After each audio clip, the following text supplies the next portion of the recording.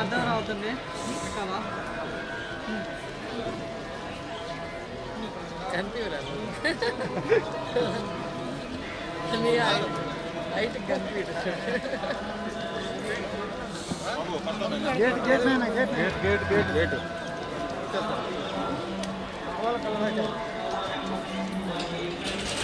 ये बेटा रे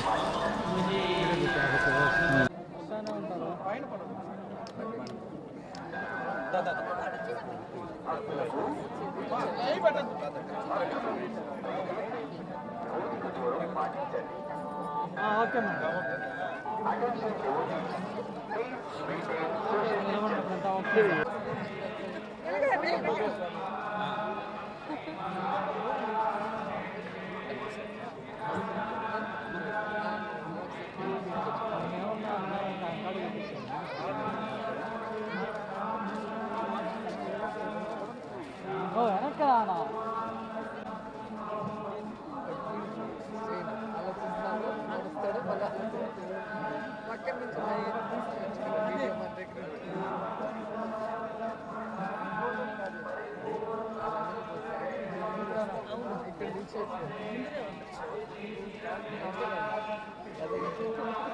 అండ్ స్వామి గారి ఆశీస్సులతో రెట్టించిన బలంతో జగన్ గారికి సపోర్టివ్గా అలాగే మా నియోజకవర్గ ప్రజలు ఎవరైతే నన్ను ఆదరిస్తున్నారో వాళ్ళందరికీ మంచి చేయాలి అనే ఆలోచనతో ముందుకు వెళ్తున్నాం.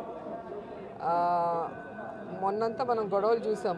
భీమ్లా నాయక్ది ఏదో పవన్ కళ్యాణ్ గారిని తొక్కేయటం కోసమే ఏదో చేస్తున్నట్టుగా ప్రచారం చేయటం చాలా బాధాకరం.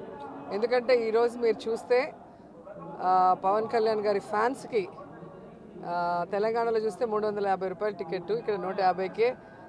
వాళ్ళందరికీ కూడా జగన్ గారే మంచి చేశారన్న విషయాన్ని గుర్తు చేసుకోవాలి. అండ్ ఈరోజు పవన్ కళ్యాణ్ గారిని తొక్కేయడానికి ఆయన సినిమా నష్టపోతుంది అంటుంటే ఆయన ఏమైనా ప్రొడ్యూసరా డిస్ట్రిబ్యూటరా నాకైతే అర్థం కావట్లేదు.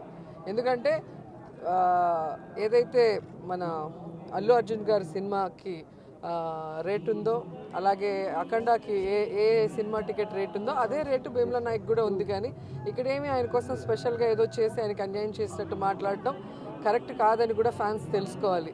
ఎందుకంటే మా నియోజకవర్గంలో కూడా మా ఫ్లెక్సీలు జించేసి గొడవ చేశారు అని మా వాళ్ళు చెప్పినప్పుడు నేను వాళ్ళకి చెప్పాలనుకున్నాను. ఈరోజు చిరంజీవి గారు కానివ్వండి, మహేష్ బాబు గారు కానివ్వండి, ప్రభాస్ గారు కానివ్వండి, వాళ్ళందరూ కూడా వచ్చి జగన్ గారితో మాట్లాడారు. జగన్ గారు కూడా సుముఖంగా ఏదైతే హైకోర్టు చెప్పిందో దాని ప్రకారంగా కమిటీని వేసి డిస్కషన్స్ కూడా చేయడం జరుగుతుంది. అలాగే 21వ తేదీ ఫైనల్ డిస్కషన్తో ఒక కొలిక్కి వచ్చే సమయంలో గౌతమ్ రెడ్డి గారి మరణంతో ఆ రోజు మీటింగ్ జరగకపోవటం వల్ల ఒక 4-5 రోజులు లేట్ అయిందే కానీ ఇక్కడ ఎవరికి అన్యాయం చేయాలని ఎవరు కూడా అనుకోలేదు. ఇప్పుడు వాళ్ళందరూ కూడా మార్చికి వెళ్ళినప్పుడు పవన్ కళ్యాణ్ కూడా మార్చికి వెళ్ళే అవకాశం ఉంది.